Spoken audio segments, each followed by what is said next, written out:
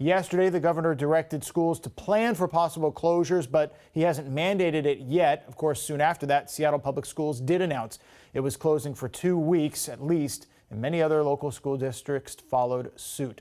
What about young kids, too young to stay home alone with parents who can't leave work? What do you do then? As King 5's Britt Moore shows us, local nonprofits are preparing to take those students on for the next couple of weeks and maybe longer. Seattle Public Schools closed for at least the next 14 days. Other school districts could follow suit. Now the mad dash to figure out what to do about childcare. I realized that my only problem with school getting canceled was having too much free time. And this is the case with many other middle school kids. 13-year-old Josie Droz is one of the 53,000 Seattle students who's having to adjust. She's now using her off time to help. I decided to reach out to some of my friends, and we decided that it would be really great if we could babysit for these families that don't have childcare if school gets canceled. She's launched the Good Kids Network, connecting middle schoolers with parents looking for babysitters. The Boys and Girls Clubs of King County stepping in as well. We recognize that not everyone has the ability to stay home to care for their kids, and so we've decided to extend the hours in 9 of our clubs. The clubs are offering a $50 membership and a $25 a day fee. Meanwhile, we're getting a lot of phone calls. The Nanny Parent Connection is all hands on deck as the group helps its 20,000 members connect to childcare providers. We've noticed several teachers from the Seattle School District who are, again, coming into the community saying, schools are closed. I need to, maintain my income, or at least not just sit on my hands and do nothing. While parents feel the pinch of school closures, resources will likely continue to grow as the community steps in to relieve some of the stress. I'm glad that we could find a way to make a difference and a positive impact and find something good that could come out of it. Britt Moore reporting, and if you know of any such connections, let us know at king5.com on our Facebook page. We'll try to tell your stories as well. We do have about an hour left trading on Wall Street, and right now they're down almost 2,000 points. Trading was halted again this morning for 15 minutes, right around 7 a.m. our time. That's the second time they've had to use that sort of emergency measure this week. It hadn't happened once in 12 years before this week. This is all coming off the president's European travel ban last night. European stocks ended their day with their biggest ever loss on record. So this is a big world problem. We've taken some bold steps. We took the original boldest step of all when we closed very early with China. That helped us save thousands of lives. And we went very early with Europe. President Trump had downplayed the COVID-19 outbreak for a lot of this time, but he met with Ireland's prime minister today after announcing a travel ban to try to curb the spread of the virus. Most travel from Europe to the United States and back would be suspended for 30 days, but American citizens and people traveling from the UK and Ireland are exempt. That ban starts late tomorrow. The State Department is telling Americans to reconsider traveling abroad. Of course, not everyone happy about the travel ban. People in Europe say they're now trying to adjust their plans. There was a massive rush at Charles de Gaulle Airport in Paris trying to figure out when or how they can get back to our country. Well, it kind of ruined my travel plans. I arrived here yesterday, and so in 24 hours, everything has changed pretty quickly. So unfortunately, it's too hard to predict at this time, so it's better for me just to return home. So as we mentioned, a lot of people rushing to the airports thinking they had to get home before that deadline tomorrow, and then officials sort of walked back some of the details of the president's plan. There might be enhanced health screenings. A lot of airlines are scrambling to adjust as well.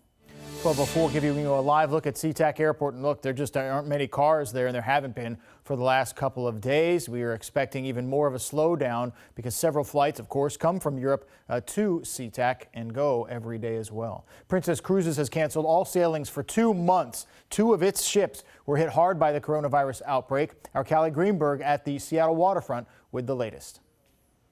It could be a quiet summer here on the waterfront. The government is already urging Americans not to take cruises, but now we're learning 2 sources tell CNBC that the cruise ship industry is asking the government to ban certain groups from taking cruises. Those are people over the age of 70 and those who have chronic medical conditions. Now, Princess Cruise Lines has canceled sailings for the next 2 months. We haven't heard of any other cruise ships canceling just yet. That includes Holland America, based right here in Seattle. However, we do know there are going to be some impacts to the waterfront already. The Port of Seattle said it's canceling some ship visits to the city. It's canceling what they call the Port of Call sailings. Now, those are the vessels that stop here for just one day. They stop in Seattle on their way to a different destination. The port has also announced it's going to postpone the start of cruise season by at least 2 weeks. Thousands of jobs associated with the cruise industry here. We have an average of about 4 million of local economic benefit for every sailing in our port here. So there will be implications there and impacts.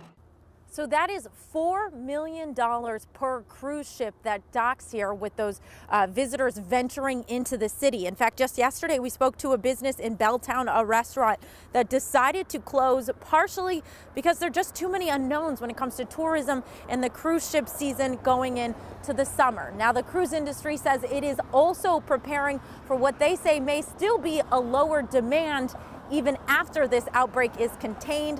So a lot to keep an eye on moving forward. We'll keep you posted if there are any further decisions made in the future. In Seattle, Callie Greenberg, King 5 News. And Kelly, the impact on sports, both here locally and nationally and internationally, continues to evolve, changing by the minute. The NBA suspended its entire season last night after Utah Jazz player Rudy Gobert tested positive. And then today, a second player from that team has also tested positive, Donovan Mitchell, their star. We also know he visited an Oklahoma City high school before getting tested. Their head coach, by the way, Quinn Snyder, from here on Mercer Island. About an hour ago, the NHL suspended its season like the NBA. They have about 20% of the season left. Neither league has said anything about their playoffs. Major League Baseball expected today to postpone the start of the entire regular season and cancel spring training as well. The Mariners already unable to play games at T-Mobile Park, as you know. The NFL says it's not delaying its season yet. Of course, it doesn't start till September, but the draft in April is sure to change. Pro days at different colleges around the country are already being canceled. NCAA basketball, so the Pac-12, the SEC, the Big Ten, the ACC, they've all canceled their men's basketball tournaments. And just within the last couple of minutes, both Duke and Kansas say they will not be doing any traveling for the foreseeable future, meaning they won't participate in March Madness. And they're two of the best teams in college basketball. So the NCAA tournament, very much probable that it won't be played. Soccer, MLS shutting down for 30 days, the same for most of the prominent soccer leagues in Europe. MLS, of course, where the Seattle Sounders play. In tennis, governing bodies have suspended all of their tournaments for at least 6 weeks. The French Open starts in about 9 weeks. PGA, the golf tour, they're going to have their events, but with no fans attending. Good crazy. And then overseas, a fist pump, not a handshake, during a high-level meeting between Tokyo's governor, Yuriko Koike, and Japan's Prime Minister, Shinzo Abe. This meeting after the World Health Organization labeled the coronavirus a pandemic. The Tokyo governor said she believes canceling the Summer Olympic Games would be, quote, impossible. Tokyo organizers and the IOC have repeatedly said the Games will open on July 24th as planned. Well, the Olympic flame lighting ceremony did take place in Greece, but without much of a crowd. Only 100 people were allowed to attend because of the coronavirus. The Olympic flame is historically lit months in advance of the Games at the birthplace of the Olympics there in Athens, starting a week-long relay throughout Greece. Then it usually gets handed over to the Games organizers, but we don't know what's going to happen this time around. New at noon, Joe Biden trying to take the reins on coronavirus, announcing a proposal to combat the outbreak while also slamming the Trump administration's handling of the situation. Protecting the health and safety of the American people is the most important job of any president. And unfortunately, this virus laid bare the severe shortcomings of the current administration. Biden says his plan is a single, decisive public health response to curb the spread of the disease, to provide treatment to those who need it, as well as a strong economic response to help American workers and businesses. Sunday's debate between the former vice president and Bernie Sanders is being moved from Phoenix to Washington, D.C. It had already been decided it would be held without a live audience because of the coronavirus. It'll now be held at CNN's studios in the nation's capital. House Democrats are pushing for free coronavirus testing. They're also hoping to increase paid sick leave and strengthen unemployment insurance to destigmatize basically calling in sick and to limit the pandemic's economic impact. People are concerned about of course, their health and the health of their children. If they are losing their jobs because nobody's coming to the restaurant or whatever it is, then we have to be there with some help for them.